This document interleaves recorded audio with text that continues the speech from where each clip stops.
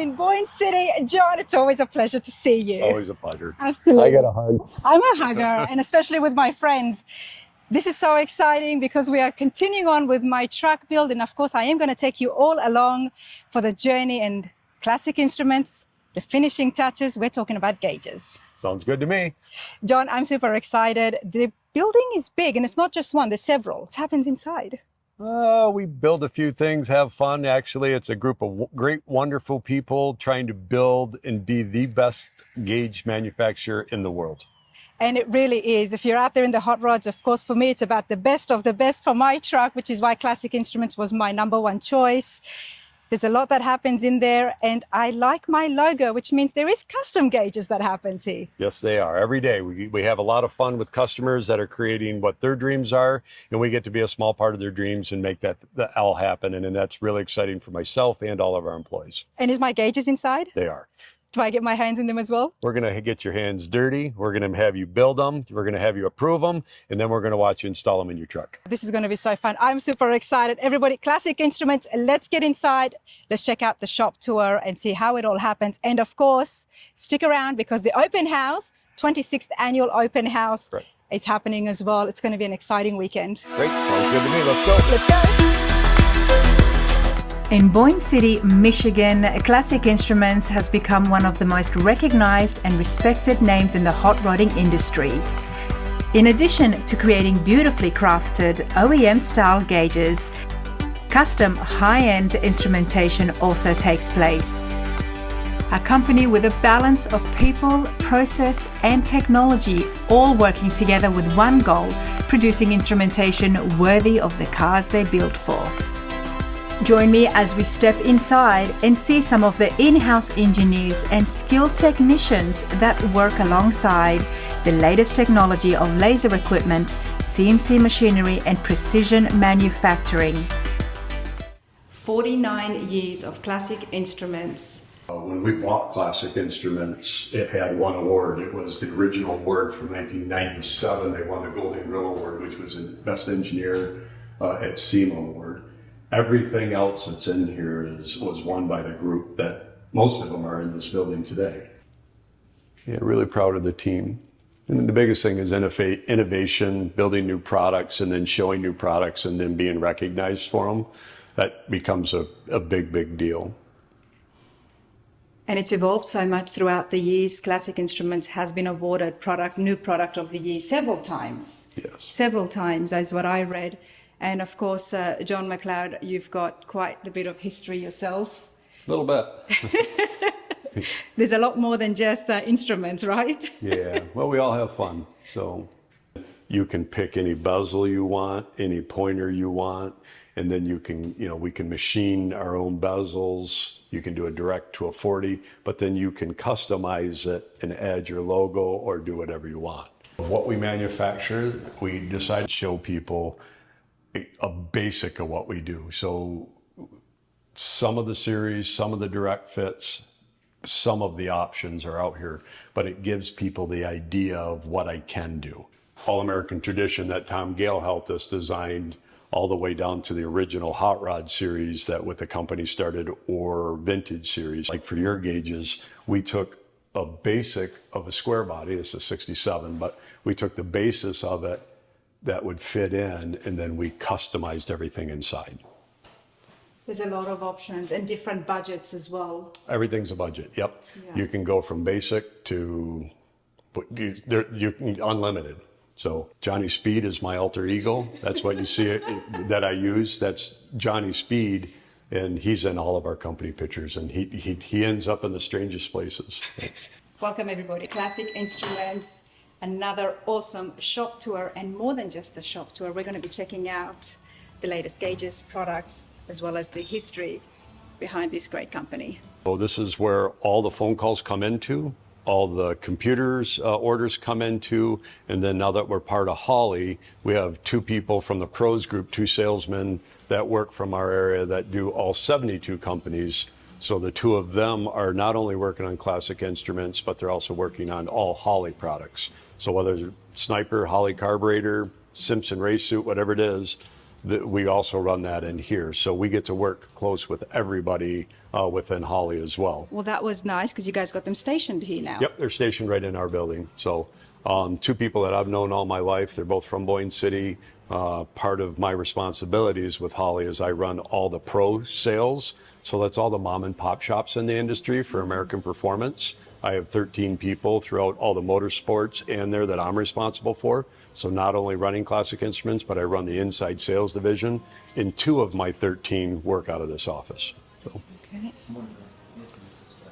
so all of finance go through here, all of paperwork go through here, all of order processing goes through in here in the bullpen. So everything basically at Classic Instruments starts here. Which means when somebody calls, they're going to speak to one of the lovely folk here. Call Laura or Amanda will answer the Laura. phone. So, and Jeff is one of our techs. So he not only is he an order taker, but he can do tech services.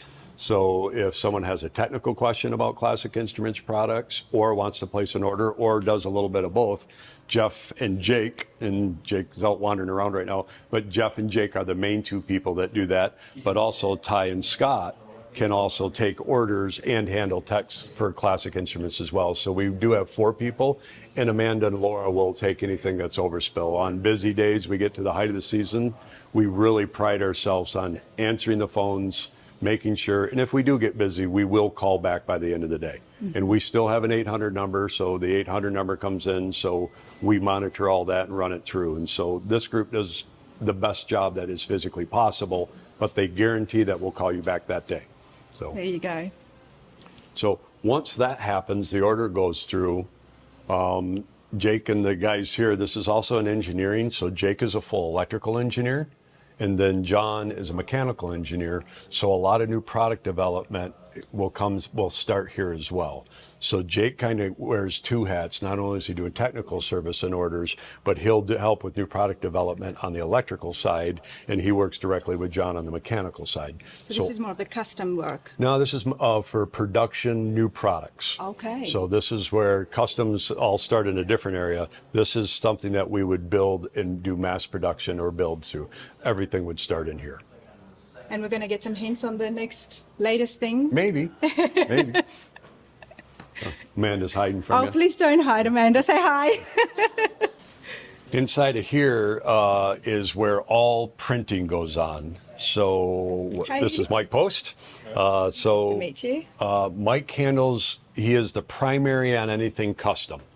So whether it's a Holley Pro Dash, whether it's a custom instrument one-off, or if it's just a custom print, or a full design retrofit, Mike will do lead on all of that. And then David does production. He focuses on all production printing, but also does a lot of the custom work as well.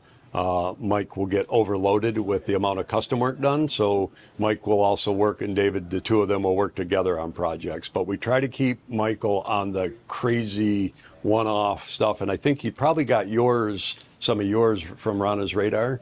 Probably has. So this would be the basis of what we started with, which is our standard autocross series. Yeah. And then it's all separated elements wise here, the black parts, the yellow parts, the white parts. So then you can eventually flip those Oh, wow. to change it to the blue and the whites there. You're able to change every single element there. Yeah. You can isolate it to just the white or just the blue here, stack it up so it comes out right. Your logo then goes on top. Arrange them so they fit onto the printer here and get multiple copies just in case there's any errors. And then that comes out of a printer back there and goes right onto the metal dial pan. Well, we're going to see exactly how these get assembled. Yep, we will. And so what that does is Michael has the option of sending a one-dimensional, so we would send that to you, the customer, and then you now can see what it will look like in the dash. And at this point, we've done no print work. no build work, but Michael has done it all virtually. Yeah. So now if you don't like your logo's location, you don't like the color pointer, you don't like whatever it is you want to change, now it's just a movement on his computer. So once you sign off on it, then we start going to the back and start building it. Because you did send me my sample, and I loved it. Good. Yes, Good. Yeah. I loved it. You And- got everything just perfect, and especially the analog clock is my favorite part. Well, and some of the difficult part that we deal with is your printer is going to print it off a different blue than our printer. So sometimes we have to send samples. So you can actually see it. Like we did yours, we sent you the dial pan so you could match it. And I think we were matching the blue on your tire at that time. Yes. So those things have to be done too, and then that's where that goes. Now, if he was to do a full custom piece to where it's not just a print change and we're doing a one-off build that we'll show you in the back, that's going to do a lot of back and forth with the customer. Right. Because the expense changes, and so we want to make sure the customer is on the same page as what's going on, because what you see in a single dimension is going to look, and you'll see in the back, because yours is printed in the back, you'll see a difference in that. Okay. So, all right, thank you, Michael. Okay, thank you, Mike.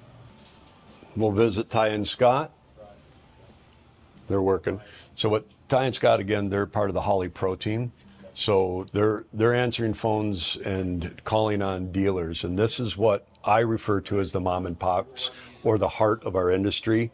This is all the installers, the people that are doing work, Bobby Alloways, Troy Trepaniers, Alan Johnson, they all get taken here too because of my relationships over the years with some of the top builders in the industry, and I'm in charge of all the piece. I made sure all the people that I know well, these two guys handle all of them. So we picked the top 25 builders in the industry, and I made sure that these guys handled their accounts. That way when they're calling me or doing stuff, or I'm working with Rick Love or the Advanced Plating, Steve Tracy or Mark Bowler, we all talk quite a bit. We all work with them. That way I don't have to phone call or stuff. Scott or Ty can just walk over my office and say, hey, Bobby's got this and he needs this. Are we good with that? I had talked to Mark about the transmission. I talked about Rick about the air conditioning. I talked about Steve about the plating. So we've done all of that. And so we really make the flow better for the builders. Now, we can't do that for every builder. But I bet that list is growing The because you list do is have a growing lot all of the time. friends. You get new guys. I mean, you're getting, oh man. The younger builders are the doing younger so builders, good. the Goolsbys out there. Boy, Dutch Boys is coming on. Church Boys is coming on. Gap is coming on. All of these new groups that are coming. Was that Troy over at BBT? Yes. I mean, these guys are just keep raising the bar. We handle all them. And what's good about that is if they have Holly problems, Dominator, Terminator, Sniper, or whatever, they can call me direct and we can work because we're directly connected down to home base, down to Bowling Green. And so we can make their path a little shorter. So we've been able to be real instrumental in that. Well, I love that because I got my Terminator X as well. Yep, yeah, exactly. I try to make my office as outdoors as possible because I'd rather be sitting in my blind in the woods, but since I can't work from there, however, I have had a couple meetings from my blind, but I try to stay working Stay here. tuned, everybody, because John is a very busy man, and not only that, but today is the day before the open house, so there will be footage and coverage from the Classic Instruments open house, the 26th annual open house that's happening, but I'm going to try and steal a few moments more from him so we can sit down and get to know John a little bit more and find out more about the history. There's a lot to this man, and he wears a lot of different hats. I cannot keep up, which is why I'm going to force him to sit down so I can finally get my story straight as well on the history of John McLeod, because it is big and it does tie into classic instruments. So stay tuned, everybody. There's lots more to come, but let's continue on. Where are we now? Lunchroom place. Obviously, we have to have a break room, lunchroom, place for coffee, popcorn. Usually on Fridays, I see the popcorn machine. It hadn't been running yet, so I think we're a little busy. I've seen plenty of pictures on social media, and you've got a real tight-knit group here, John. Yeah. A lot of outings, a lot of birthdays and lunches, and look at this area. Wow. Well, we do an outside area so they can picnic, they can barbecue, play a couple games of horseshoes or cornhole. Horseshoes? What's horseshoe? Horseshoe? Oh, Never played horseshoes? no. The horseshoe, it's a large horseshoe, but You got to get it over on the board? nope, the peg. Oh, the peg. Okay.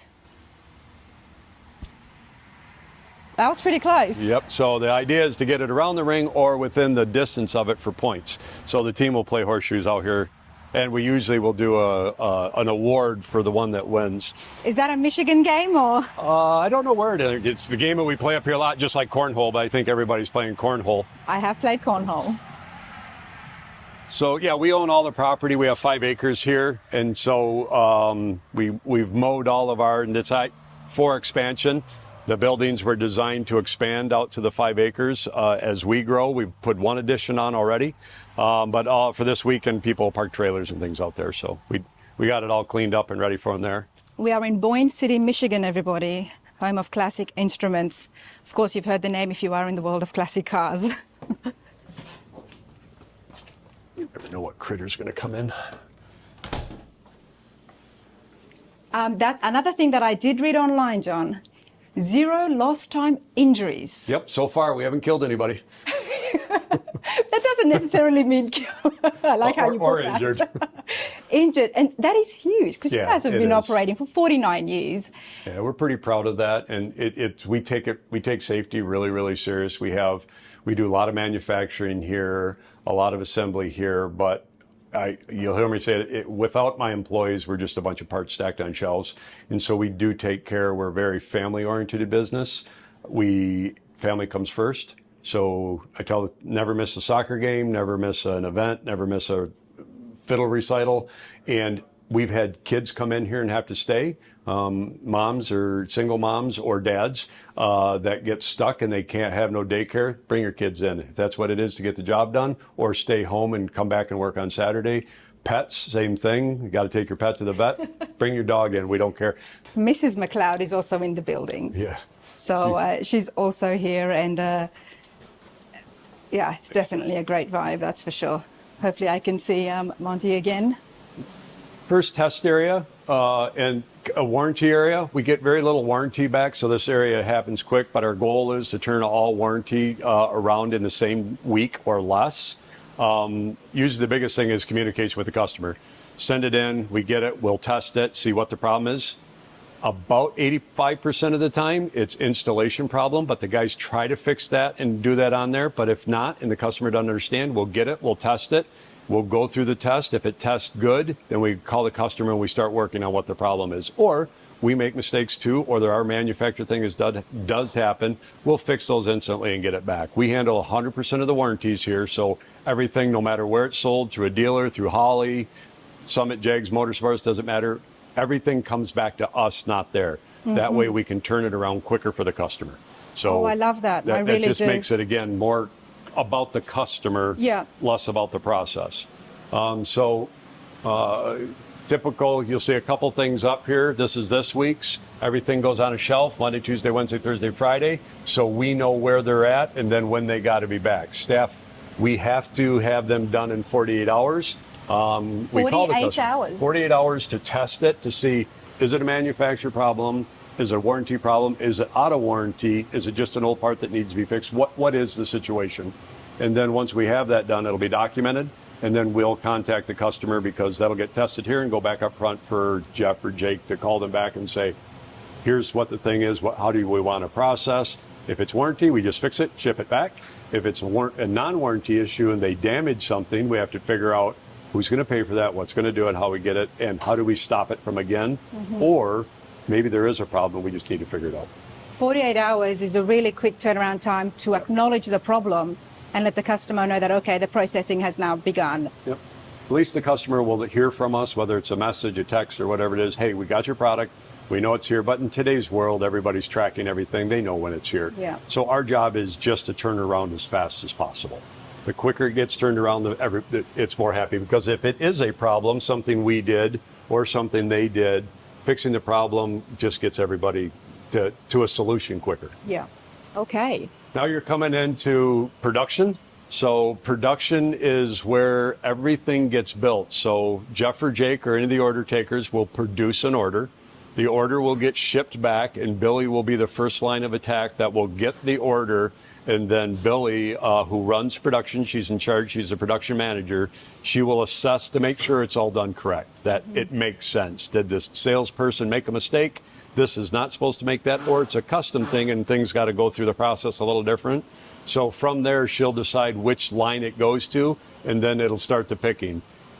At Classic Instruments, we're different than every other instrument manufacturer. We don't have any finished goods. So there is no finished goods on the shelf. And so we will build to order. So everything, no matter what it, if it's a Summit big order or your single order, that will go through the same exact process and ship out. Any order goes out 3 days or less. So in the time, most of them go out in 48 hours, but we give ourselves the extra day in case we get busy, things to get through. So, but the team has a really good process, and they will stay late and work if something's got to get done. And this is Billy, who's the head of our production. Hello. Hi, Billy. How are you? Good. So Billy's working on it's 55, 56 cluster that has been through the process, and she's doing a final check before it goes back to shipping. So it looks like she's just going through making sure the wiring harness is installed, because we don't want to forget that. Then she'll check and make sure all the sending units are there and the correct ones. Billy would have also started this process, so she's already seen the paperwork, gave it its blessing. She would have been the first round of person to pull the parts and then ship it down to whatever line it's going to go to for calibration, for assembly, and for boxing. And Billy, 9 times out of 10, will be the one that final touches it and touches the pieces as well. I'm guessing Billy has been here for a while. Billy's been here for a while, and they call her the warden in this place, is what I think they refer to her as. So she runs a tight ship. Got to keep them all in line. There you go. There you go. Billy's actually got multiple jobs. One of our new challengers, some cluster. And here's a perfect example of a custom. This would be a custom job similar to yours. It's all of our standard layouts, but the team custom printed it to their specs, and then now Billy will start this process and go pick all the components. Billy will do is when she gets an order, she'll get a pick list and a BOM, or bill of materials, and that bill of materials is all listed out so we can keep track of these literally tens of thousands of components. So she will get her pick list, bill of material, and then she will travel around one of the circles, one of 2 circles in the building, depending on which way to go. But the standard piece can include multiple things, but I'll give you the basis, because the heart of every gauge is an air core movement, which is a little electric motor. Has windings, has a little magnet in it, a shaft, and you can see it's got this steel case around it. That's an electric motor in a sense. And what that, you're going to energize that, put power to it, 12 volts, and that'll go be grounded, and that'll have one other wire, which is a resistant wire, which the more or less resistance changes where the motor goes. And so that's the basics of how a gauge works. That is 100% a Classic Instruments part. We design, engineer, and manufacture all of this. And we do it in the same line as the military does. All your military vehicles uses an air core movement other than a stepper motor because of how rugged they are and how much you can beat and pound on them and how accurate they are. So we took the course, instead of going to stepper motors like a lot of OEs have done and some of our competitors, we just re-engineered and rebuilt the air core movement to meet our exact specs. So we do them in multiple different sizes and multiple different purposes, and then you can add that to a microchip board or an electronic board, and you can control it with a computer. So on this, in its raw form, can only go 110 degrees. When you add a microchip and a controller and all the pieces to it, you can make it go in circles. And it becomes digital. It's always electronic. It can be digitally operated, but they're all electric. We don't do any mechanical gauges. It's all electric. But and then it gets calibrated. And then it gets calibrated over here. But every one of them, every gauge has an air core of some shape or form. Without this, nothing happens. Wow. It's a very crucial element, isn't it? Yes, and those are our own. Every piece of that we've designed, engineered, and built to our specification, is built on our line. And we actually, those are built in a military plant that does everything for the military. We have all of our own machines, all of our own tooling, and our own line inside of that plant that make only for Classic Instruments. And we do not sell those to anybody. So I'm guessing that the time of COVID and even with the tariffs and the changes that comes in, Classic Instruments, was it affected? Or? Nope. We never missed a day of shipping, and we never ran out of a single part. Because everything's made right here. because everything's made right here. There you go. So you can see some of the different shapes, and this is a different air core, a different shape, different size, and has mounting points on it, and has studs that you can screw to. So this would be a single gauge that you would just wire directly to, where that one would get soldered onto a board. To all the different gauges. Yep, different things, different parts. Same thing with our odometers. We do a rolling odometer. We designed and manufactured all of this. This is done with a little motor, little electric motor with a gear that runs the odo, and then we electronically control it. And that would go to a speedometer or a trip odometer or something you want to do. So we can do that. And we do OLED to where we have a video screen of one of these playing. So our OLED gauges, you'd watch a little video screen and you'd see it rolling. Trip odometer, Okay. things like that. But this is, again, designed, engineered, manufactured, every one of the part, and we don't sell these to anybody. There's to us and us only. There is a lot here, everybody. So definitely the portion on the history of classic instruments and how it all began, and how John got himself involved and how it has evolved will definitely be in a separate video. But I'm absolutely enjoying this. I hope you are as well. I told John before I started this, I said I need to get I need to get a good understanding of gauges. I just know what they do, obviously just driving a car, but things like the motor there and the calibration, I had no idea. So I appreciate that, and it really allows me to understand, again, every inch of the truck that I am building, and also gets me to understand more when I do see the cars at the shows. But Sure. please continue. There's your circuit board. This is one's for a speedometer, so that's a raw board, and it's for a 3 3/8 gauge for a 3 3/8 speedometer. And what would happen was your odometer would get mounted on there, so you'd have the odometer, and then your air core movement would get soldered on. So now you have this will operate that. This one we have another board for to where we can add a tack, so we can do speedo only or speedo tack. So we can do a dual gauge or a single gauge on a single board. So that will get all assembled, and then we'll turn into one of hundreds of gauges. Wow. And it comes down to the wiring on how many gauges they can control. Correct. So, And you do have all the wiring here as well. yep, yeah. We do a single point connector. It's a Molex, so it clips in, so it stays in place. And then we use standard General Motors colors. So we try to keep an industry standard. Pink would be 12 volt, white would be your tack, and so on. Gray is for interior lights, and so on. Black is ground. So we follow that across the board of everything, and we have multiple different harnesses. And some of the things we'll start to pre-build, so we'll know when we get busy, we can pre-build, like all the components you saw, we can pre-build and have this speedometer already. So the odo is already put in place, the air core is already soldered on, it's in its cup, which we designed and manufacture and mold our own cups. All of this, you can see our logos in the back of it. Mm-hmm. So we'll pre-build all this, and this is ready to go. So now just drop a dial face on it, drop a pointer, bezel, glass, off to the races you go.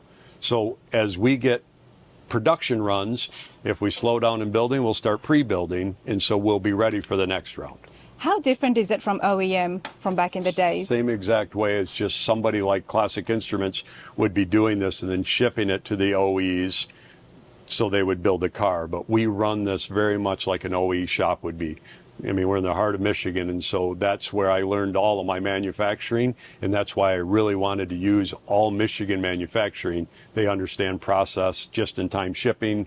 If I get in trouble, I can jump in my truck, drive over to the plant, say, hey, I need 20 of these to get out of trouble, then I can get the 20 and come back.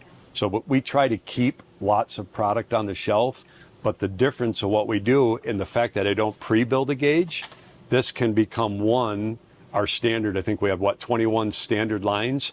By changing the dial face, the pointer, the diffuser, and the bezel, it can be one of 1,000 gauges out of this one thing. Wow. By changing those things. But if I pre-built it, I'd have to tear it apart. Right, it's more efficient this way. Yep. So it's a lot or similar to just-in-time that General Motors played with a while. You could have as much of it done, and it can be this color, this car, that color. I mean, there's some of that goes on, but you can only go so far, and this is about as far as we can go before it turns into something else. Okay. And we have quads, 5-inch tacks, 5-inch speedometers. So all of this can be one of things. Everything has a part number, and in that BOM, an MV771Z will mean something in the BOM. They probably don't mean anything to the layman that comes through, but to Billy or anybody that's been through the process, on that BOM it'll say one of these, two of these, four of those. And everything is inventoried, so we know down to the single piece, down to the single pointer, exactly what's in this building. Love that.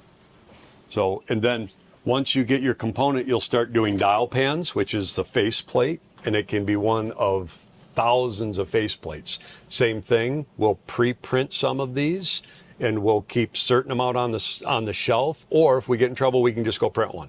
But we like, for speed, to get it out in that 3 days or less, we pre-build some things. But as you see, That's why each order is made to order. Each one to order. And so you can see on the outside of each one of these cabinets are what's inside the cabinet. So there's your 57 Chevys, your 55, 56, those panels will be in here. Look at that, everyone. This is amazing. And the fact that even the most budget-friendly option can be customized in a way with the face. Yeah, with something at your level to where we're just putting your logo and doing some basic colors, we can get that done in a week. Wow.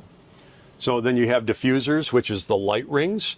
Some things have light gathering rings, which is molded at the same place where our cups are molded. So we designed and mold our own light rings. Or the diffuser itself, which is the ring, like on a watch, would be the outside ring, diffuses light, and we use halo lighting.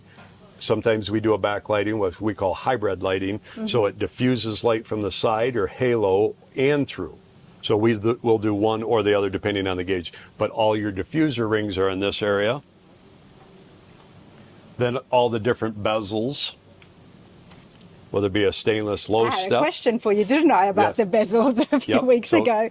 High step, low step, gold plated, 2-inch, 3-inch, 2 5/8, 5-inch goes through. Same thing with the glass. We do everything with glass. So all of our glass comes through. Glass is made, that's the one thing we don't get in Michigan. It's made on the East Coast, but we have a glass company that makes specific glass to our specifications. So we carry obviously a lot of glass. Then you come to the millions of pointers on hand. All of these are pointers. So each one of these that you open up.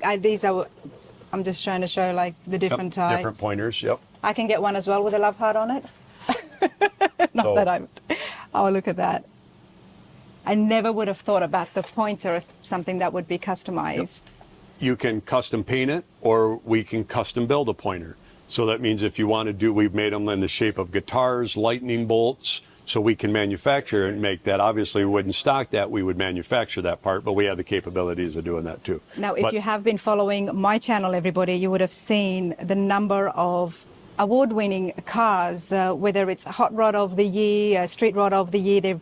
Gauges always tend to come from Classic Instruments, and there is some neat custom designs that it just amazes you that each one can be so different from the next. Yeah, that's the fun part of our business, is we get to work with the builders and they get to use their creativity and we get to be part of that. Yeah. And sometimes we'll build a gauge and I won't see it in a vehicle for 5 to 10 years.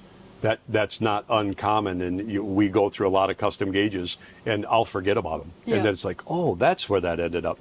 But I have seen you do that at the shows, and you've got your phone out trying to take pictures. So, and once we get done with the pointers, we get into the direct fit, which means they go directly into a specific car, whether it be a 40 Ford, 47 truck, square body truck, Chevelle, Nova. That's where we come in and we start doing, this gets into a little bit more work and more parts. And then again, what Classic Instruments does other than anybody else is we do injection molded housing. They're more expensive, but they're exactly the way the OEs do it, and you can see the difference of it, what that is. And it's not a blow molded part that it's thin, is just a dust cover. Oh. This is an integral part of the gauge cluster, and when it mounts in, it's not going to move, it's not going to go around, and it's the actual it'd be the foundation of the gauge. Because they were heavy duty from the factory. They were definitely heavy duty. Some of them were metal injection metal or a metal stamp part. I can't go through the stamping, that technology is there, but injection molding gets done right here, 22 miles from us. So we'll 3D print and we'll do all the beginning, but then we'll turn into a molding, And again, the cost is more, but we believe the foundation is more important, and that's how we build all of our plates to it. So we're pretty proud of what we do, and I think multiple people have tested this, and there's some really cool videos about them being run over with trucks. Oh, I was just about to say they've tried to run over it. So that's what these whole lines are for. Each one of them are what they are compared to what it is. Like I can see a square body truck. We decided to do the molding in that, and we matched the factory colors that when the square bodies did, they did it in this light blue. So we matched that too. And when you light that, it gives a certain color hue, and it really matches what it is. This is thinner than the other one I was just holding. It's by design of what General Motors did. So we matched theirs almost to a T. So we decided to go for fitment and piece, and we did it in a two-piece. Yes, Save some money on a two-piece, but two different molds. Right. So once all the components are picked, the picker will take one of two lines. They'll go to the direct fit line, like the square body or the 44 would go down this line. Any round gauge would go down this line. So it depends on which way they go on to be calibrated. If it's a direct fit, I could just tell this a 55, 56 Chevy. This is all the components are picked and set here. From here, it'll go in. He's got a truck gauge up here. Yep, 56 Ford. So he's got a 56 Ford, and Ben is just, looks like he's got pointer set, and he's putting the final plate on. So he's just got them screwed down, and we build all of our own calibration equipment. So Ben has completely assembled that, set all the pointers, and calibrated that. You can see he's hooked up to his wire harness, and then he can test it with the computer, and he tests it in 3 locations: high, medium, low, upscale, downscale. Once he's done with that, it'll get through, it'll go back up the chain and go through QC, and everything has to be quality control checked. His gauge will probably be quality control checked 3 times. So the picker will pull all the components. He has to have all the right components to assemble it. He'll assemble it, and he'll do QC1 and build. It'll go back upriver. The second calibrator will test his work, and then it'll get tested as it goes to shipping. For each and every single Each and every gauge. Wow. Every day. So that's how we can guarantee our accuracy is 2% full scale. And we know when a customer calls and says this thing isn't working, the chances are very, very slim. It's been calibrated and tested here, double checked and triple checked before it went out. I'm pretty certain that every one of these things are exact before they leave. Mm-hmm. Can we make a mistake? You bet. Are we going to make it 3 times? Probably not. And so at least we have the confidence when the customer calls that at least we're the steps saying, we're pretty certain that this thing is right. Let's see what you're doing on your end. Or what happened? Did it get damaged in shipping? Did they put the sending units in wrong, or did they wire it wrong? And 99% of the time, it's a ground problem. It's a ground problem with the car. That's more than that is at the ground. That kind of confidence only comes because of the high level of quality control. Yep. John, that's outstanding. For each gauge, 3 times tested and by hand, by individuals. And like I said before, you've got a very tight-knit group here. Everybody knows their role. Yep. Each station. Now it's And how they do that, it's once he pulls the gauge, you'll see up here, each job is labeled to what it is, and he has his pulled out. So he's working on a 56 F100. So he pulls out his. Every component he needs to do to assemble is here. Standard operating procedures, and it would tell you put 2 of these in, 1 of these, 3 of these, and where they go. Every component, we go through that because Ben's got to take a day off, or Ben's wife needs to go to an anniversary dinner, or whatever it is he has to do. Somebody else has to come in that doesn't do this every day. Yeah. He or she has that build book, has this box, and so they can go through the build book, SOP, go through this, and everything will be on there. So we know, we have the confidence, even if Ben takes a day off, who does this day in and day out, they're going to follow the same exact thing Ben does. And part of Ben's job is to make sure that SOP is correct. right. So when he's done, he'll close the box, he'll close it, and then next he'll go to a 5556. He'll pull a 5556 piece out, put it down. He has every component to do it. That way we also have very, very tight inventory control. So we know exactly what components are, what we're using going through. And we use Kanban here. Everything in this piece has a Kanban trigger. tells us when to order it, how much to carry it, and how to go through. Actually, U.S. design Kanban, we gave up on it. It went over to Japan, I believe. The Japanese really finited or made Kanban work. Then we stole it back, and now we use it internally. But everything in this building is Kanban. It's done by a trigger, system. a card. Yeah, it's a complete system. And we use Kanban to check the computer. And Kanban's more accurate than the computer. And when we do inventory, we have a very large amount of inventory in here. Our last year's inventory was 0.5% off of the number we said was here because of our Kanban system. But it's because of things that start here. He uses 2 screws in every one. We know that. And so we can pretty much guarantee we bought 1,000 of them. We can build 500 gauges with them. I love that. These videos, everybody, is not just about seeing the great people behind the top brands and products out there in the automotive world, but it's also about seeing how businesses are successful, and quality control is really big. And 100%. you have to have a system. Yes. How did you adopt that system? Where did you, I mean, you said you stole it, Yeah. but how did you find out about it? Manufacturing is, there's a lot of process, but a good friend of my wife's started me very, very early, 25 to 28 years ago. She taught me the Kanban system and inventory control, so I learned it very early, and we never let it go. And each one of the people that are here come from other companies, and they bring in their knowledge. And so with the knowledge I learned and what I used and what they've learned, we've built this system, and we meet every Monday morning. The entire company meets, it's called the Monday morning meeting. All the leaders have to talk in a circle and say what's going on. And then we have secondary meetings, like we'll have a production meeting. I think it's every Thursday at 8 o'clock. Every Thursday at 8 o'clock, we have a production meeting. So Billy has her meeting once a week. And she has a list of what is right, what is wrong, and did I find a problem with the bomb? Did one of the builders find that the screw wasn't right? Anything of that nature, we talk about it once a week, and it's fixed right then and there. If it's a problem and it's there as a team, we say, okay, we all agree this is wrong, we're going to make the fix, and we change it. Or his SOP might need to get changed. We come back to that meeting, we say, okay, the SOP is wrong, let's fix that, go through that. And so 2 meetings a week per every area, no matter what. And again, they're quick meetings, they're not sit down, everybody's standing, they're in a circle, we try to make them 15 minutes or less. And they're just strictly about business because we got work to do. But you fix the problem, solve the problem, and move forward. And we know next week, if we have another one, we don't stop the train saying, everybody running around, here's a problem. We know next week on Thursday, Billy just has her board. Yeah. Write it up on her board, or say, hey, Billy, I've got this. Make sure to check on the board. Then we come back and do it there. And again, it just keeps the process flowing. And we keep stress down.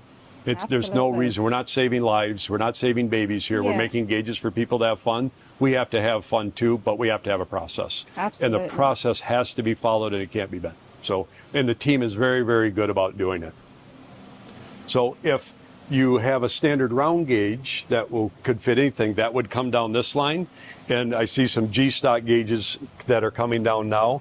These are all the components, and you see them all getting ready to be assembled. So you have your cups, your gauges, it's a clock, dial face, light rings, pointers, some tubes, some different pieces. These are for trucks. I can just tell by looking at them. So all of these have to be built.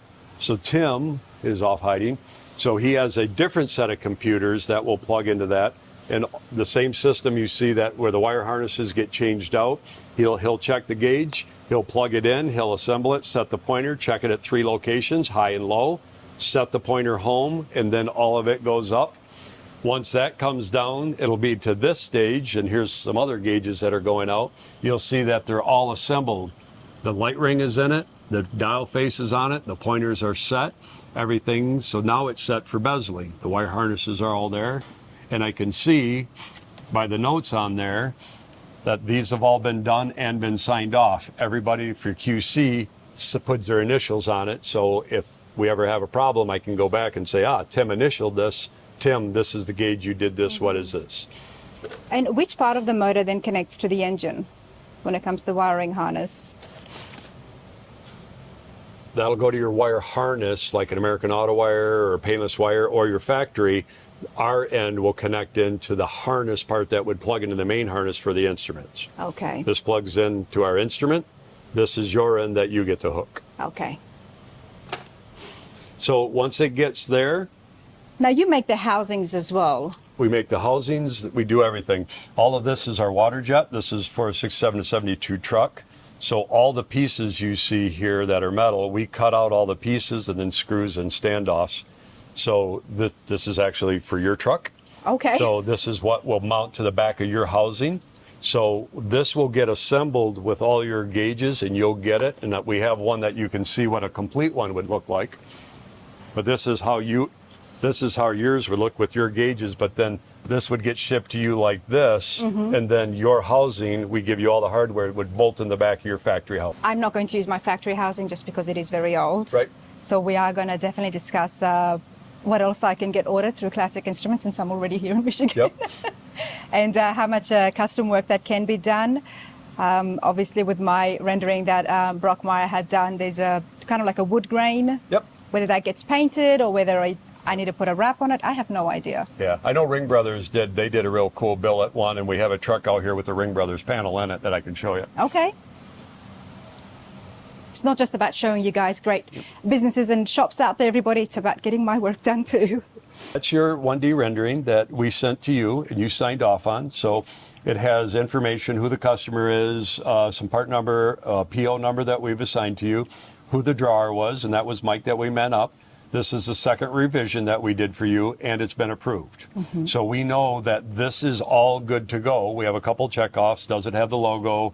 Are the temp ranges correct? Are the pointer stops installed? And are the light turn signals put in? These are some things that we find out that were hot buttons that we wanted to make sure. So I requested that the customers on this side, we check off so we never miss these things. So when you're doing custom works, things get missed. So there's certain things we don't want to miss. So you've approved your drawing. So we would start setting up your pieces. You got here. So you would see yours, and these are to the point of being ready to be bezeled. So that means your glass has been defogged, your assembly has been done, your pointers have been painted, your printing's been done. And so this would be the final step before it goes in the equipment to actually seal the bezel on it. This looks so good. Just give me a moment, John. Oh, wow. And So where's the light? Is that the light is go in the back. Yeah. Your will clip on for your wire harness. Will lock on here. Then those are your lights. This is the diffuser that we have. In yours, we painted it, then lasered etched indices out in your diffuser. So that's been through the laser. Printed your piece, custom painted your pointer, and then lens gone through, pointers painted on these and those. That one we did an offset color. And unlike our autocross that we do at a 90, we straightened yours out and put a shift light in the bottom. Now, whether or not you want to use a shift light or not, you don't have to, but it's there if you want to use it, and it's controllable. Billy's going to walk you through on doing bezeling your own. Okay, Billy, talk to me about bezeling. What is bezeling first? So bezeling looks like your gauges right here are going to have flat glass, and you're going to have a stainless low-step bezel. And then we went ahead and gave you the looks like black diffusers. So first step we do is we get your glass ready. These ones I already have prepped and ready for you to go, but you're going to get your piece of flat glass. We use this fogging, anti-fog.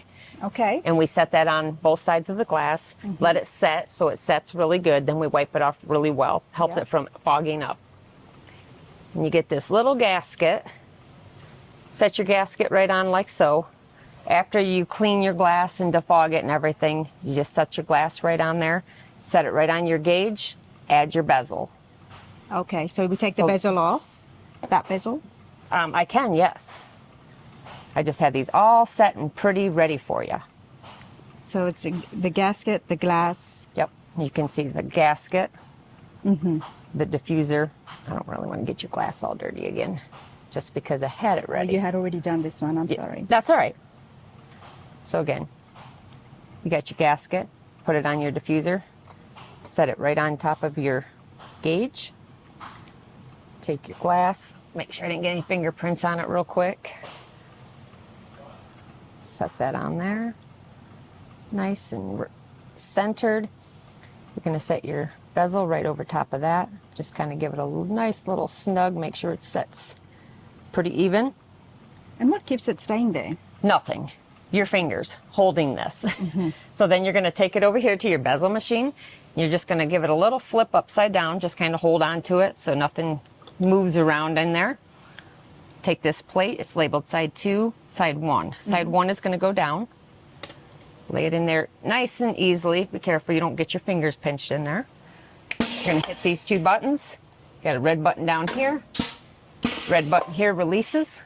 So it's a press. Yep, that's all it is. Pneumatic press. Crimps it right on there for you. Seals it. Then I bring it over here and I just do another quick wipe, get any smudges, fingerprints that I might have. Before I actually put all these on here, I do shoot it with a little shot of air just to make sure there's no dust. Sometimes you get a little fuzzy off the towel. Not going to say, but sometimes a hair or an eyelash might fall. So you want to make sure you don't have anything, any debris whatsoever in any of these before we bezel them. Okay, so which one can I do? So I'm going to let you do this volt. Like I said, we'll wipe them off again because you're going to get fingerprints on them. They're on there pretty good on this small, so you shouldn't have to hold it too hard. But just hold it and flip it over to set it down in there.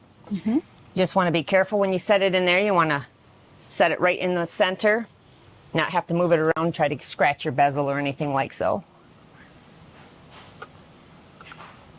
Perfect. Yep. So one goes down. One goes down. Just like I said, watch your fingers when it comes down. You don't want to pinch them in there. Yep. And I just do a little check and make sure it feels pretty even all the way around. Good. Yep. Hit both of your buttons on this side, same time. Then hit this red button down here. And then hit your red button here to release. Then you'll lift your plate and just kind of set it off to the side. Pick up your gauge and inspect it. Make sure you got a good seal and everything looks pretty good. Look at you. I can go home now. You've done your job for the day. This is amazing. This is so cool. Yep. And again, we do the same thing with the 3-inch and then the 5-inch. We have different size stamps to put in there for those as well. I mean, this is fabulous. And I guess it amazes me even more because growing up when you just get everything from a box, coming from China and everything's just there in front of you, but to see it. To see how it actually goes together. Yep. From all the little parts and pieces, how they all stack up. I'm glad you've already put the gasket and glass on this because knowing me, I definitely would have had some fingerprint smudges on it. Yes. So this one here I have to change because this one's a different bezel. It's a 3-inch. 2 inches first. Yep. Okay. So you Yep. go all through 2 and then you're changing So just- tooling out. yep, do that. set that one. And for high production, we would go through and they would go through all one line, change the tooling. Yeah. And if we got to the point where production got so, we would put a secondary one of these in. We build all of our own toolings in-house, so all the pieces you see, everything have been made here by our designers. You made the press as well. We made everything. So we design and build all of them, and we learn by that. There's some things that are much quicker, some are slower. You'll see different kind of tooling here. This is a roll type bezel. This is what we started with. This, your piece would go on, you would spin it, and then you would roll the bezel over. Takes a little bit longer, but for stainless steel, thicker, harder metal, sometimes this works a little bit better than this. Depends on what it is and how it is and what we do, but we are constantly evolving and changing, and you'll see different machines like this. This is a newer style, and this has been much faster. But we're improving our tooling every day, and that's Landon, who you'll meet in the back. Landon designs and builds all this for us. And so our electrical engineer, mechanical engineers designed and built this. And again, this all came from General Motors, friends that I've met through my career. I had a friend that was in all of this development, which is mainly for General Motors. I was able to get this stuff from him. These were actually spare parts he had in his garage. So I made this out. You recycled them. Wow. Yeah. But we manufactured all of the housings and pieces to make it all work. Necessity is the mother of invention. And what better person than to actually make the tools and machinery than you guys using it? You know what's going to work and what you need and what's going to be user-friendly for Billy. We control the quality, and we had a recent one to where Billy wasn't happy with the quality. It's just like the bezel didn't quite fold right. It had it's fine. It's not gonna, you'll never see it in the car. There is no mechanical function, but it just wasn't pretty. And so we're developing, Landon and I and Ron are working together now. How can we make it better? Yeah. So that just takes time. And so a lot of testing, a lot of pieces. Standards are very high. You know, I'm a little bit nervous around you, Billy. I better not stuff this up, but this is super cool. And of course, I shouldn't just jump the gun. I should continue with the 2-inch smaller gauges here.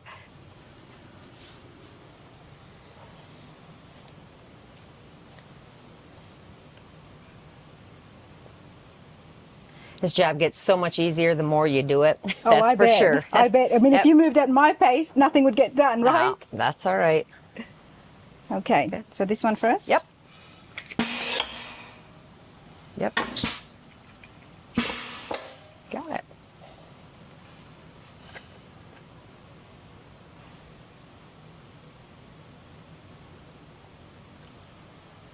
One thing, Rana, that as you do that, you'll notice that how you have to use both hands before that comes down to make that go down.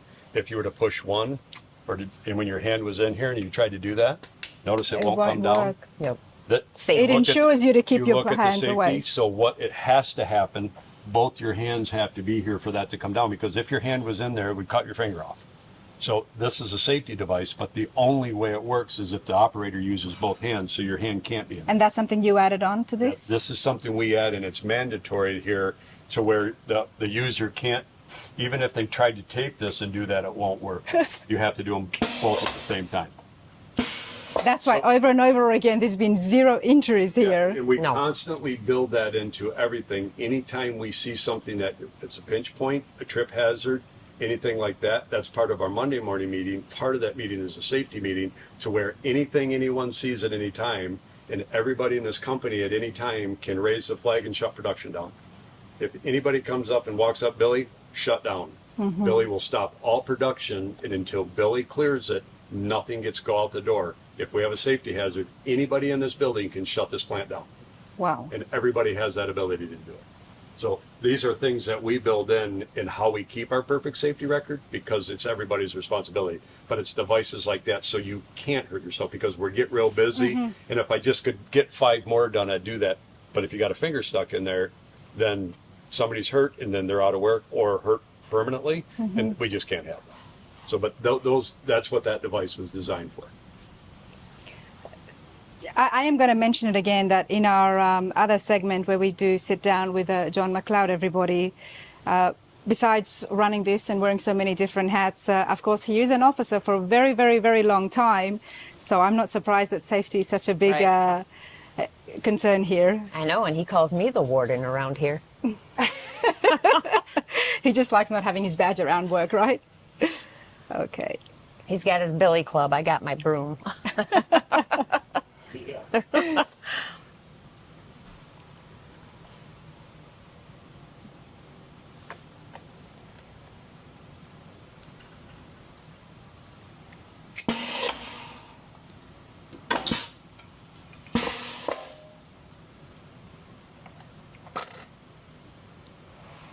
And I scratch or break any of these glass, it's going to be my own, and I'll be at the shows with it on my truck. So I better be careful. All right, so now we're going to go ahead and do this 3-inch that you were in a hurry to get done. That's what happens when I get excited. That's Okay? all right. That's all right. So we're going to swap these 2 inches out for the 3-inch. Same thing. This has got the bigger hole, obviously. You're going to put your one side going down. When you pick this up, you just kind of want to, this one's a little looser, so you really got to kind of hold it tight when you set it in there. So I'm going to set it in there for you just because, so it doesn't slip around. And then if you want, you can go ahead and put the ring on there, just like you did on a 2-inch. Yep. All right. Let me check it before you hit the buttons. So I just make sure it feels like it's setting pretty level. Okay, looks good. Go ahead and hit the green, hit your red, hit your red. Now on this one, depending on how it looks pretty good. We're gonna flip this to number 2 side, because if you can see, it's still got a little bit of a lip there. We wanna make sure we get a good seal.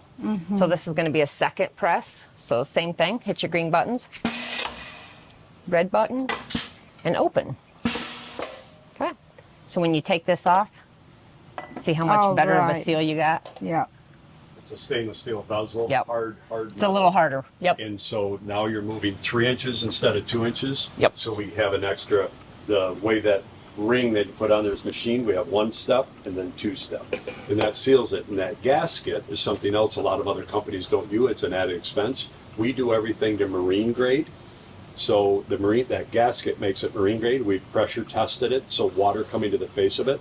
So if you're in a roadster or a boat or anything that gets wet, water won't penetrate through the front of the gauge. Okay. So we do everything to a marine standard.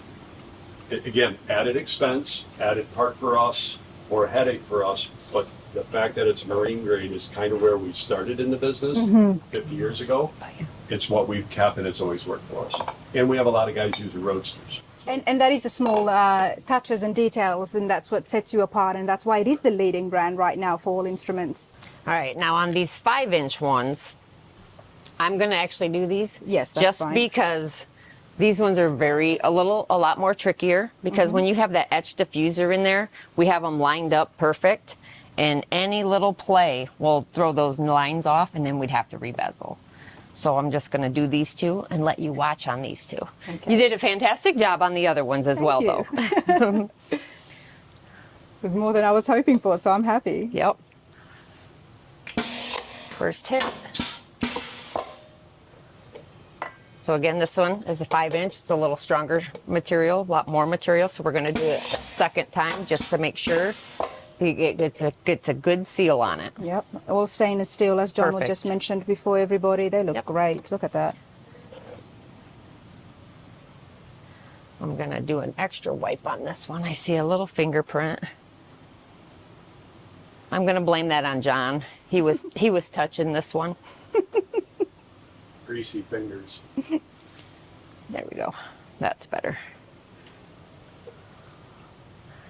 So again, load it in. Side 1 down.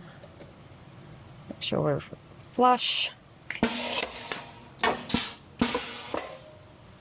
I love the transparency here. There is no secret. There is this is just how you make the gauges. Whoops. Double bump on that one. Didn't hurt it. Extra tight Extra sealed. seal. There you go. Look at that.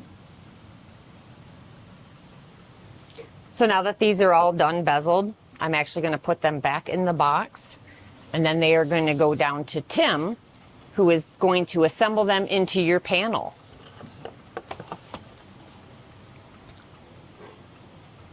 So set these in here. Once he gets them assembled into your panel, wires it all up, and you got a complete gauge set.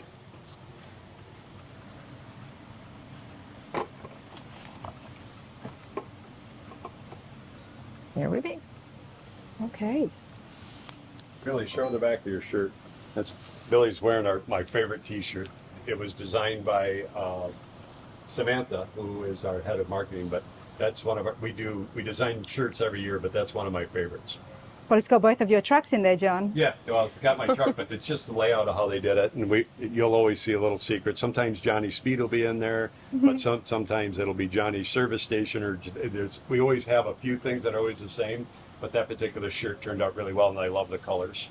It does look good. Of course, John, 2 awesome trucks out at the front. Yes. And of course, the 67 Nova got debuted just this year. Yep, you finally got the car done, which it's been a long process, but I've been building cars for a long time. I did it for a living, and then to be able to build my own vehicles has been kind of fun, but it takes me much longer than normal because I have a lot of things going on. But yeah, that particular build was about 7 years. And Lewis Brothers Custom down in Holden Lake did so much help and so much work. And of course, they did the paint and body, which is what makes the vehicle. And of course, all Detroit Speed, which of course, all my We are going to go and have a look at it. Yep. So yeah, all that stuff. But my favorite thing was Dutch Boys Top 10. I mean, getting picked by a company at the level of Dutch Boys is right now, and saying that was one of their favorite 10 of the show was an honor it's indescribable. And yes, of course, the classic Chevy from the magazine company. The magazine companies have all Chevys to pick from, and so to get that award, both of those awards are very special. Well, that Nova is pretty special. It is. Over 600 horsepower. We'll look at that later. Let's continue on. Yep. This is Tim, who is our lead calibrator. When your gauges came down the line, and before we bezeled them, Tim would have ran them through his computer and test system. Again, he's tested in 3 locations, going high and low, so he's going upscale and downscale. So he's certain that they were calibrated properly, then he'll set the pointers. Once the pointers are set, then they can be bezeled. your particular job, like a few, once they're bezeled, they have to come back to be assembled. And so Tim has a jig set up. So your instruments will get set up, and you can see that things have to go in the right location, oil, temp, volt, fuel. So the jig is set up, and then your metal bracket that would mount to your housing, you would get set in place.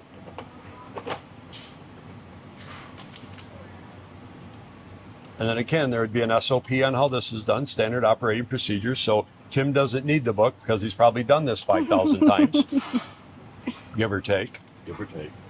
But so he would go through and put all the nuts on, and then he would take, this is a torque nut driver, so it goes to an exact torque spec. So every one of them would be onto spec, so he knows exactly how tight each one were.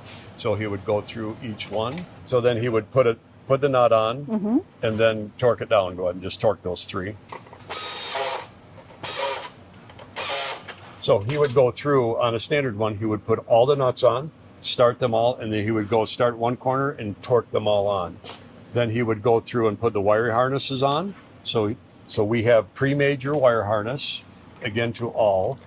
So on a job like this, he would connect each one of those to the proper instrument, go through the entire piece, and then zip tie it in place. And then you have one main connector that you'll put to your truck. That's it. That's all I would have to do. Yep, we give you the male end. That's all connected and on. Then we would give you the female end, then all the pieces. You would do it. You probably have an American Auto Wire or a painless.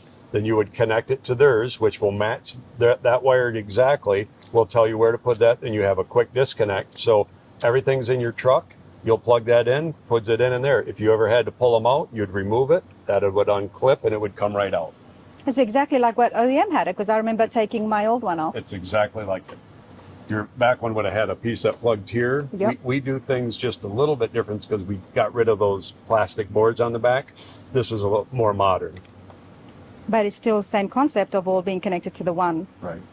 And the wire that American Auto Wire, Michael Manning, who is one of the owners, and I have been longtime friends. He and his partners, we've been running around doing fun stuff at shows for quite a while. We use the same supplier of wire as Michael does. Michael set me up years and years ago, so all of our wires are the same quality and level, whether it's a custom gauge or our standard gauge. So we use the same wire. So the wire colors are the same and the consistency of it. And Michael and their group will tell you they spend a little bit more money and use quality. If you ever picked up how heavy their box is compared to their competitors, we don't have to use that. We just choose to use that because it's a better product. But we agree with their theory and do the same thing. Wiring harness is from American Auto Wire, and the plan is to definitely go out there as well. So me and Cliff are working out dates. Yep.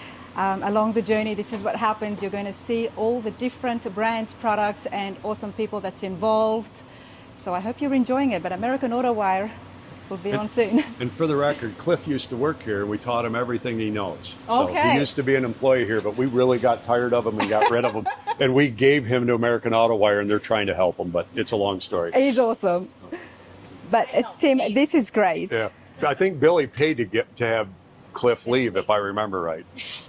Cliff's been a dear friend, and we wish the best to Cliff. Actually, Cliff lives in Traverse City now and works remote for American Auto Wire, and we're all still good friends with Cliff, and Cliff's doing great things for American Auto Wire.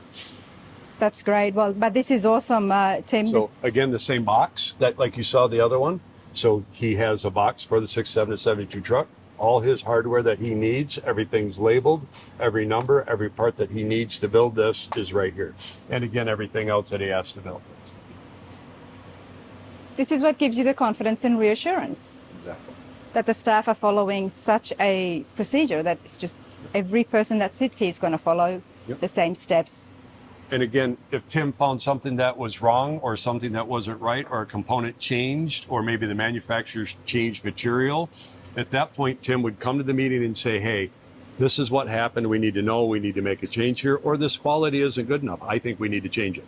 Okay. So again, each person at each station can stop and do that at any time.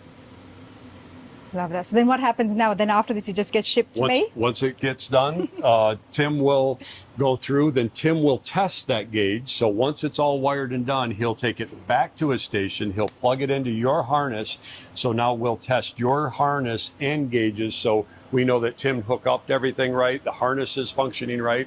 So he will swap out his harness, because this is a mobile piece. He'll plug it into your gauge, and then he'll test it up on the computer and make sure everything works. The lights work, turn signal, high beam, and each gauge does what it's supposed to do. And that is compatible, versatile with all the different harnesses? This can change out, so we can change, this just changes out to a master, and he has all these different harnesses for the different gauges. Okay. And it just hit master plug in, goes back in. It's one of our, we created and built all this as a 3D printed part. We built, manufactured that part as well. Once Tim gets done with that, then it would go back down the rollers. How long does one set take? I know you said a week for me. About 45 minutes. If from the time the person up front takes the call till it comes back here and goes through all of this is approximately 45 minutes. Wow. That would be the longest one take. They're usually shorter than that. But your gauge is probably the longest one because of the back and forth that it has to do, and there's a little bit more. 45 minutes would be max time. Okay. Except and maybe for custom print. Yeah, custom print. Once the custom printers are done, the same process would go through. Yeah. But you'd have to custom paint a pointer, do some things like that. And that we like to do any custom print like yours would be a week lead time. We like to have 1 week for one of those. Yeah. If somebody was in a hurry, we could, but so it would go back through. Gail would grab it, then it would get loaded into the shipping. So like the 55 you saw in the beginning, it's been through the process and tested. So it's here. So this is a QC station. So the QC checker will come through and check every point of it. Are all the sending units right? Are the gauges right? Are the pointer colors? And there's a checklist. It'll be QC'd and signed off. It will get its own manual. So we have a manual that's built for every cluster. So that's the instruction manual and everything the installer needs to know. And we write all of those in-house, print them all in-house, test them in-house. So each one, we don't have one book that's good for everything. We do have a general one for our standard gauges, but if it's like yours, you'll get one directly for the 67 to 72, which will have the picture and some options, and then everything you need to know about calibration, installation, and everything you need to know for every gauge. Billy has a standard what your boxes are. We custom print our boxes. So you would see your label will get put on it. We have dunnage, so that we have all this. This is made in Traverse City. So this is, so the shipping doesn't get damaged. Your gauge will get mounted and secured in there and then get put in the box. And then this is what you'll receive. Wow, 7-year warranty. Yep. Look at that. Once it goes through all that and gets that, it gets boxed, taped up, and then goes out the door to UPS. That's amazing. So just some of the stuff that are starting to get piled up and gone. Waiting for UPS to come pick up. Yep, UPS comes twice a day. Different awards and articles written, you can't put them all up, but things that I like to celebrate these so the staff knows. But magazine articles that get written about articles that we won, awards. So we get some of these printed up. Besides being in law enforcement, John, drag racer, and I had never seen the Challenger, which I did see it this morning. And of course, an absolute hot rodder as well. Packaging room, so all the packaging that gets done, whether it be brackets, nuts, bolts, assembly pieces, all the packaging has to be done. So we pre-package all of them. So whether it be sending units, sending unit kits, whatever that is. So this is the packaging room. So all of that will get done. Billy will put an order in that she needs X amount of X package. She'll put an order in the kitting room. And then so all the kitting will get done of small components. So this is where my mom works, because my mom does all kitting for the company. And that's how things stay so organized back there for them. Yes, mother keeps them all in line. I bet. You'll see multiple lasers throughout here. This is a fiber laser, which is a CO2 and a fiber laser, so it can do either or. So it can cut or scribe. So a lot of what you see in here are different lenses, depending on what we'll do, backlit pointers. a lot of different things. Turn signal indicators, all of that will get cut in here. Or like on yours was the front laser where we etched your diffuser. We take your painted diffuser, put it in, and we laser etch the paint off, which gives it a really cool look and an indice up on the diffuser. So we can either etch the material or cut right through it. Mm-hmm. Painting, we do all of our own painting in-house. So we use PPG paint. We're still a PPG company. So all the pointers and diffusers are all done at our custom colors that PPG developed with us. And so all of these colors are our primary colors through PPG. So we can do base clear or single stage, but we can also do custom. So if a customer has a custom color, like on your blue you wanted, we'll mix that paint up and we can shoot it here as well. And I use all solder guns. I'll use from a very small solder. I've never seen one that small. Yep. So that we can use small amount of paint. It's like an airbrush. So, but it gives a very fine, good coat. So we can do very small amount of paint. Or then I have a regular paint gun like a paint guard, but it's a small, what they call a jam gun.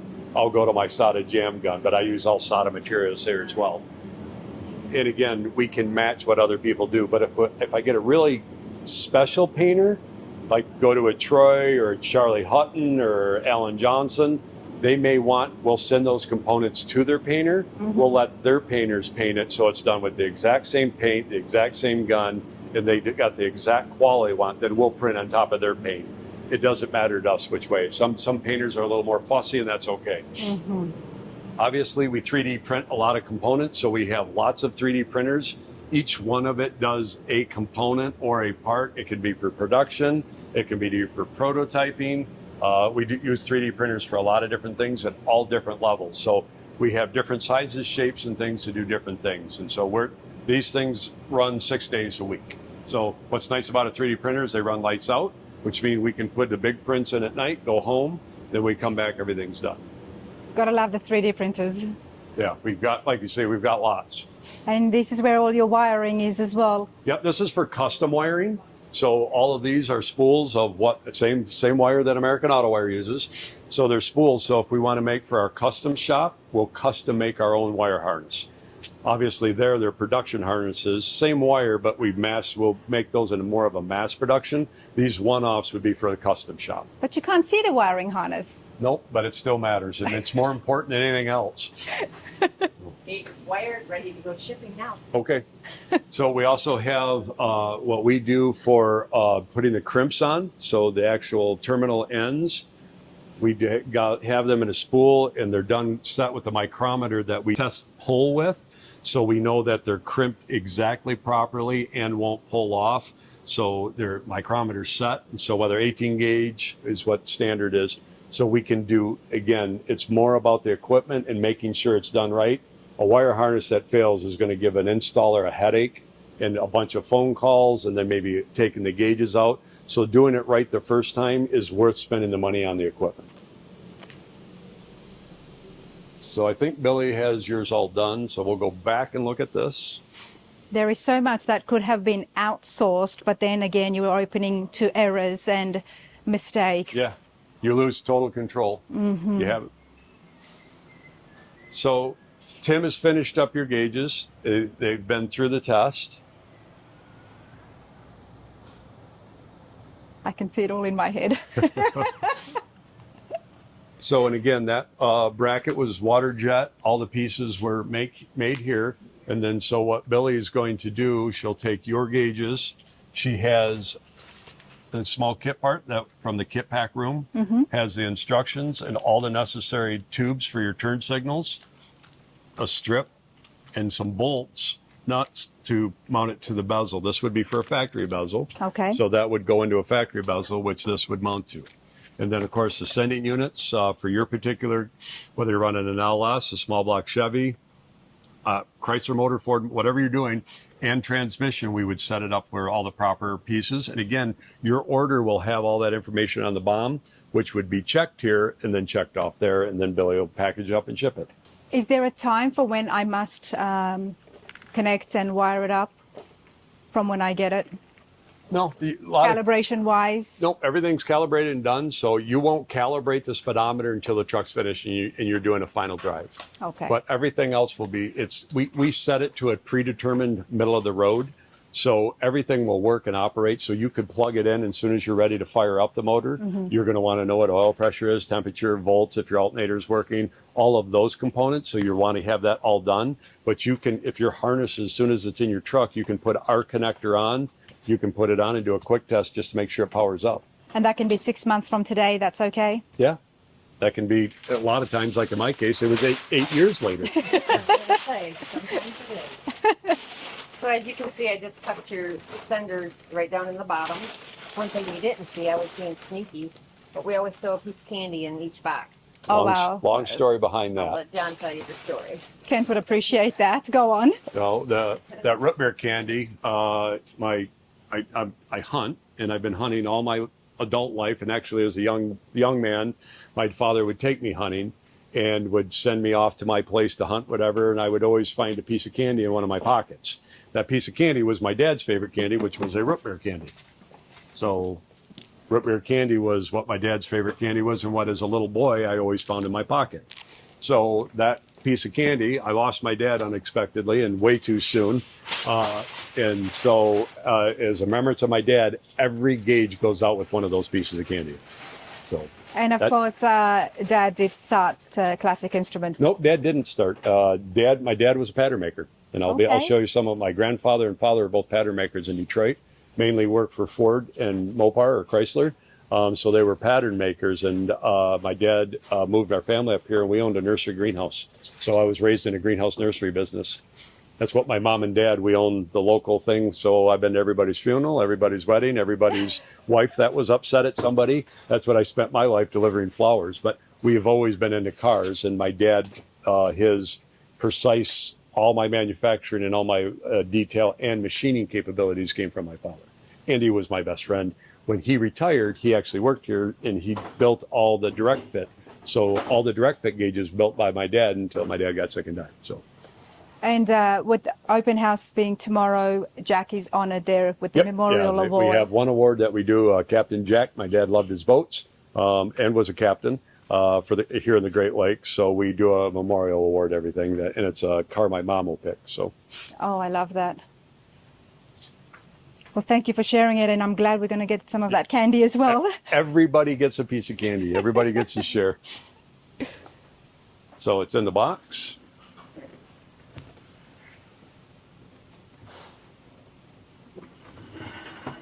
I mean, you got to say, like, look how good the box looks, right? I've had a lot of different products, but by far that's the prettiest box. Devil's in the details. Oh, this is great. Thanks, Billy.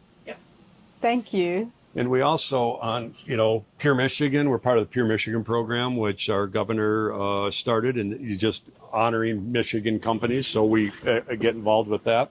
And then we try to include HRA, SEMA, NSRA, MSRA, Good Guys, ISCA, and the HAM.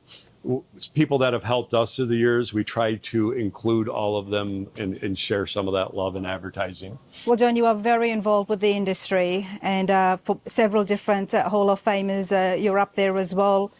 That has, I guess, helped you or helped Classic Instruments stay on top of 100%. trends and find out exactly what's going on in the industry and to keep up with it. I think I mentioned it before. You have to play both sides. You can't just keep taking from it.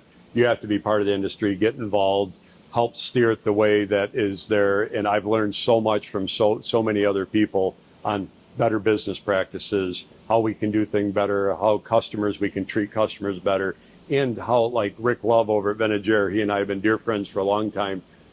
Jack Chisenhall started that company, and going to look at business manufacturers, they do a lot of OE work.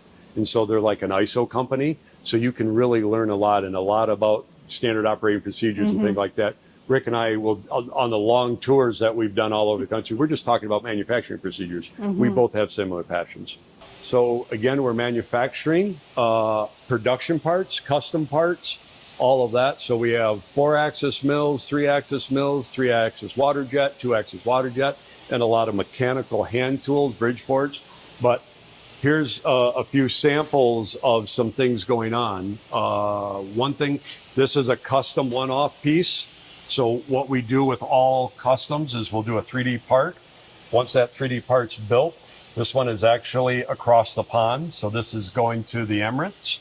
So this gets shipped all the way there, and they can pre-fit everything so we know all the sizing. When distance is that far, but even if it was with Bobby Alloway, I'd print this, I'd ship it to Bobby, make sure it fits in the hole, goes in. Once we're happy and the customer's happy, then we can go into machining. So we would machine the bezel. We use advanced plating. So Steve and I have been dear friends for a long time. So all the chrome plating that is done here, whether for production or custom, we use through advanced. He also did all the chrome plating on all my truck. So all of this chrome plating on this one is done. So we've been through 3D. We've been through machining, it's chrome plated, and we're going through a final assembly, and then that'll go through the Emirates.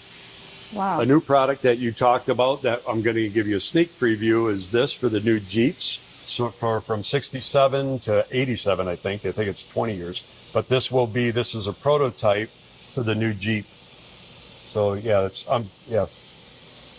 So you're getting the first look at the very first prototype Jeep. This is what the factory one looked like. And that's what ours is. So I think we did a pretty good job. Oh, I think so too. That's, wow, what an upgrade. Recognize that from Bobby Alloway's. One of my dear friend Bobby got into a pickle and could not find a Coupe de Ville logo. So asked me if I would make him one. So Landon, wherever he's hiding, I said, Landon, this is what I need. So Landon figured it out and made it for Bobby. Then it was chrome plated. So Nice. So different things you see, what happens. We also, for the LS block off, for the oil pressure or turbo, other people make it, but we thought we could build a better mousetrap. So Landon developed and designed, and so we have our own LS block offs. What is that? So that goes down, that's for an oil pressure sending unit. If you don't use the computer side of it, you can put in your own oil sending, or you can oil for a turbo if you're going to turbocharge it. This plate goes down near the oil filter, oil passages fill, and we start feeding oil to it. This is a plate that other people make, but we built it a little better. We put some different reliefs in it. We put our logo in it. We have a one hole or a single hole, depending on what you want. And then Landon has developed on how to make them. Wow. So we make and sell our own. And that's one of our new products. This but you is can see, very cool as well. Yeah, this is for one of our displays. So we make our displays a little better than average. So this is for a new product that you'll see at Louisville. So this is a holder that I said, Landon, I need something pretty, and this is what he made for us. That's pretty nice machine work. Yeah, he's a Very pretty special guy. nice. Then you can see the inside of a 3-axis machine, and this is the vacuum plate. So you hear the vacuum. He turns the vacuum on. It sucks the plate down, so you don't have to put a holder. So now he can machine everything on here without getting a holder in the way, and the vacuum is holding it to the piece. So that's a vacuum plate compared to a vise. Oh, I haven't seen one of those before. No, that's a real cool device. Wow. But when you're doing small things or odd shaped things, sometimes vacuum is the only way to go. Right. Landon's one of the best machinists that I've ever worked with, but this is Landon's Landon, world. we're in your space. Yeah. You're not here. But all of this, Landon does all the maintenance on everything, runs all the equipment, and is training 2 young people now on how to do this. So water jets? That's water jet. What's that's that? 3. That's the silica that goes in it. So there's a little bit of silica that gets injected in the water. Then this is a waste. So this is what comes out of it, and it's got to be cleaned out of the tank. So this is the silica, which is non-hazardous. So once it's done, we just dump it, or you can dry it out and reuse it. But this is cleaning out the water jet tank. Oh, wow. So you see this tube here. This tube feeds just a little silica that adds to it, so it cuts. He's been cutting gaskets out right now. What's nice about water, this brick, we could cut that with this. Yeah. We could cut 6 inches of stainless steel, or we cut rubber.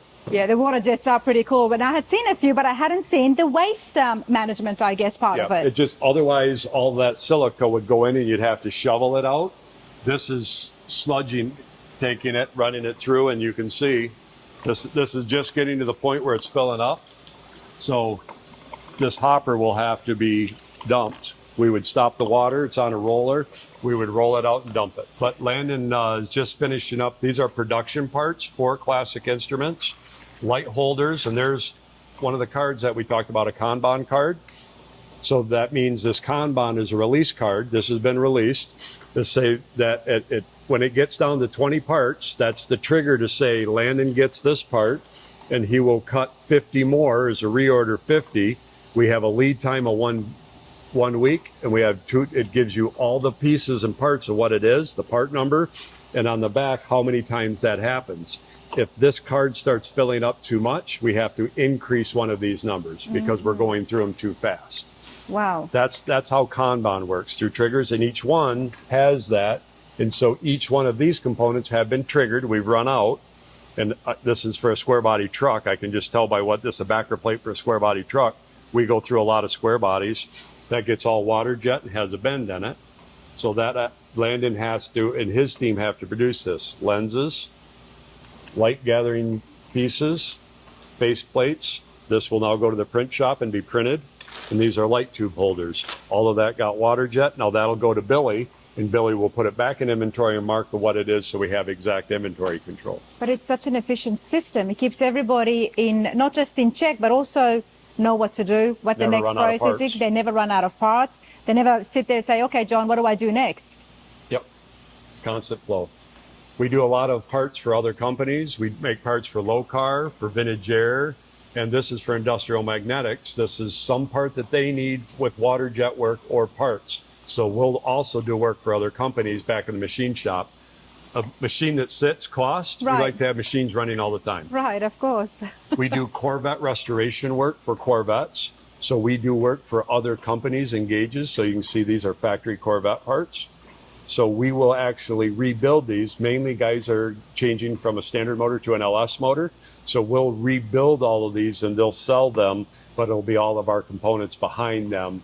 We do that for a lot of companies. You'll never know it's a Classic Instrument part, but they have our quality and our warranty, and we make it for other companies. So this is for a Corvette company that we're doing work for.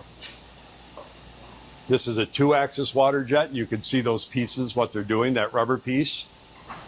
It's like getting a corner cut off of it. So they send it to us, and so they got a fixture. So they'll cut the corners off of them. So they put in the fixture and they'll water jet the corner.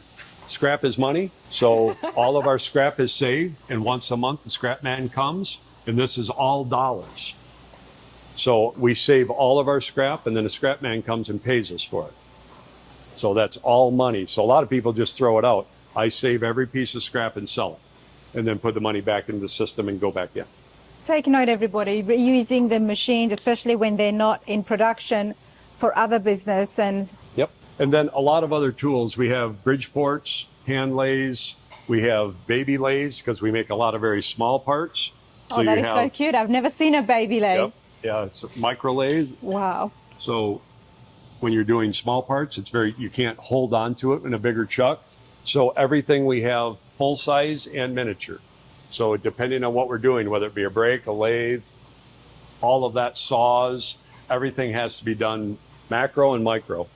Obviously, MIG and TIG welders, that all has to be done. Sandblasting has to be done. It's a pressurized sandblaster, so you can do very specialized sandblasting. All of that stuff I learned from Steve Tracy when I take tours of his shop. He uses the same company, same piece.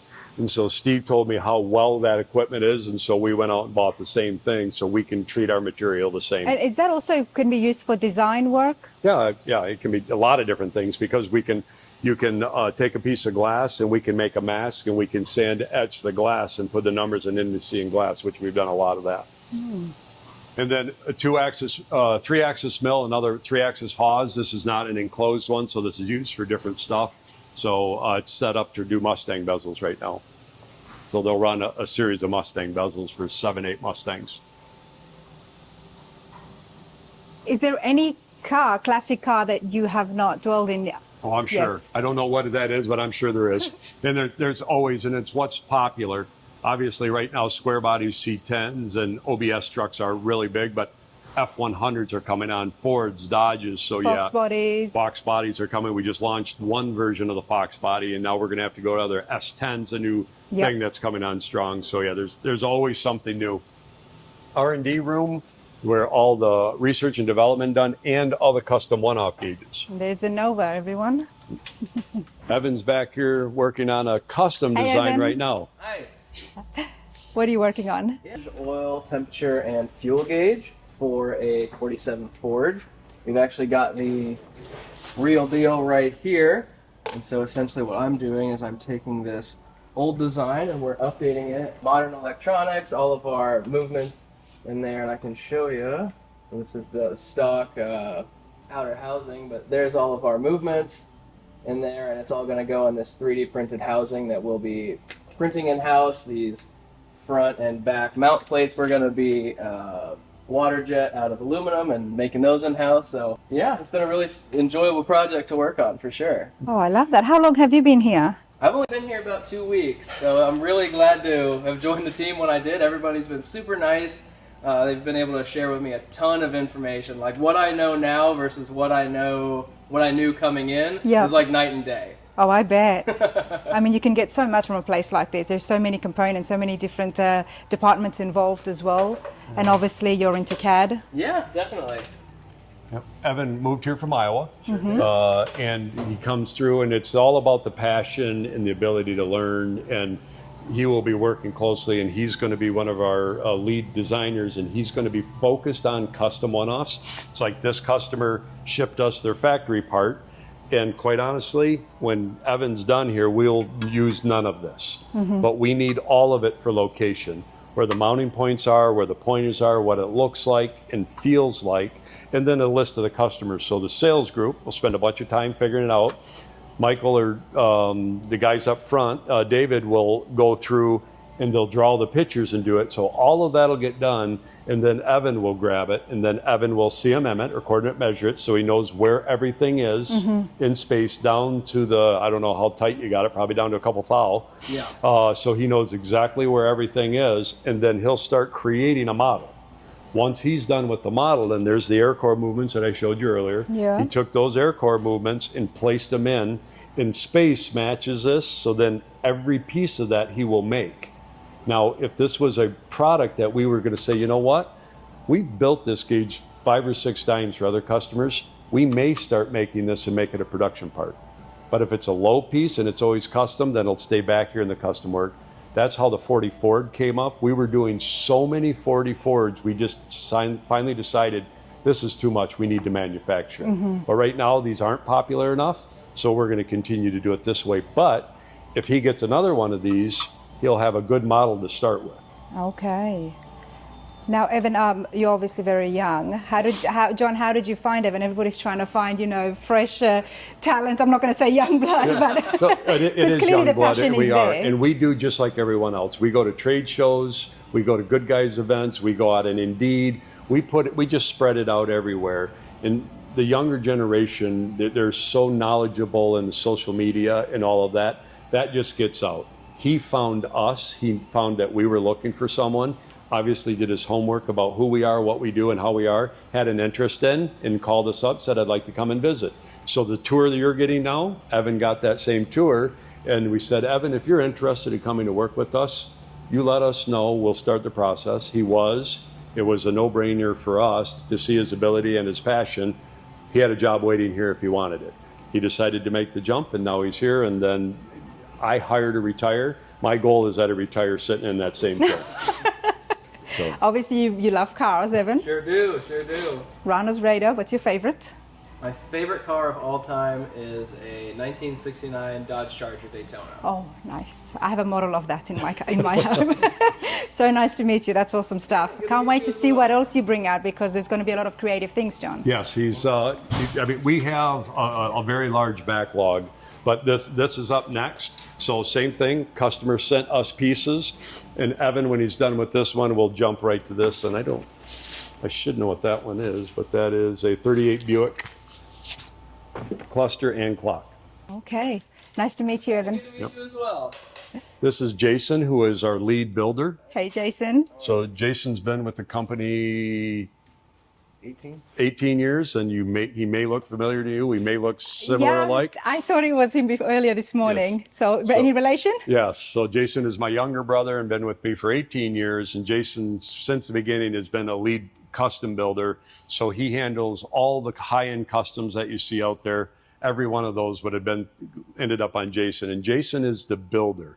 So he's the one that actually puts it together, goes through the process, gets it to final. And the Corvettes that we were talking that we build for an outside company, Jason's going through. And before we move this to production, we wanted Jason to go through the build process so we can actually build these and make it easy, build a build book or an SOP, standard operating procedure, and do all the pieces. So we've asked Jason to step in here and go through his process. And you see he's got one of them all done. And this is going to be a repeated gauge for this customer.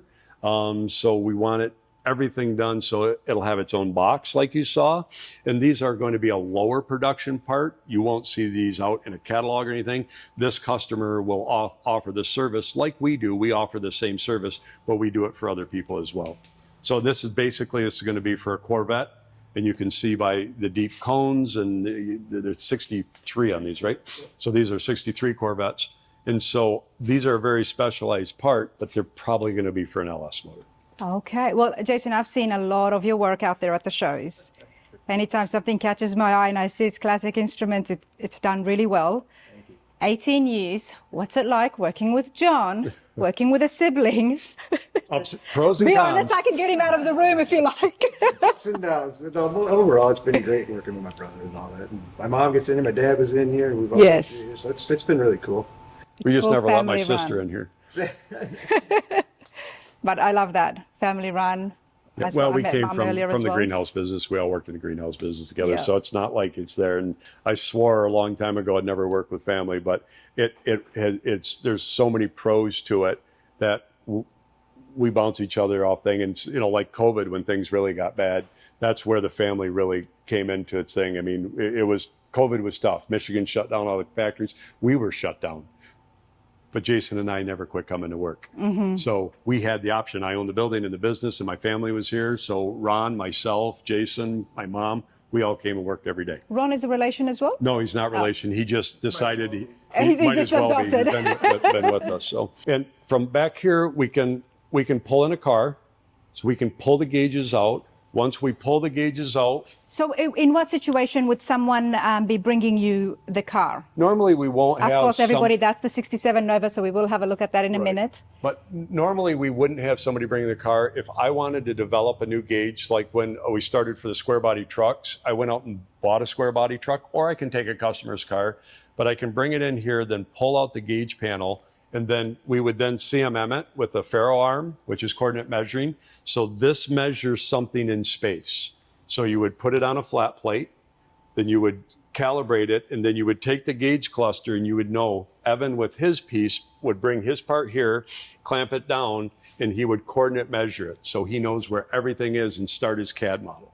So everything starts here to know where everything is in space, where the hole is, where the pointer is, where the openings are. He will measure everything. This has a stylus that goes in the end of it, and this is a ferro arm. Same thing you'd see when they would do I could take that same thing and put it on the side of this fender, and I could recreate the fender. Now they have scanners that would hook into this, and you would scan the fender. Well, this is like, I was going to say it's more an advanced version of the 3D scanners. Exactly. This is a component of it. It's a component of it, but you don't need the dots. I don't need it. I'd use it I put a stylus in it. I have the part, and like if I wanted to do this 1, 2, 3 block, I could put that down and then stylus, and I could recreate this in a 3D model and know where every hole is, where every corner is. And once that's all done, we make a 3D model. Then he takes it over there, and then he tears out what he needs and then puts our components in it. Is it live input as it's scanning? It goes straight onto the screen, so you can see that all corners. He'll draw it when he's sitting right here. CCM. Yep, coordinate measuring. So, or ferro arm. Most people ferro is the company, so it's a ferro arm. Ferrule arm. Yep. It's an odd name. So it looks like it looks like a robot. I mean, it does all that. So that's how you measure a thing. And we don't need a great big one because everything we do is probably 24 inches or less.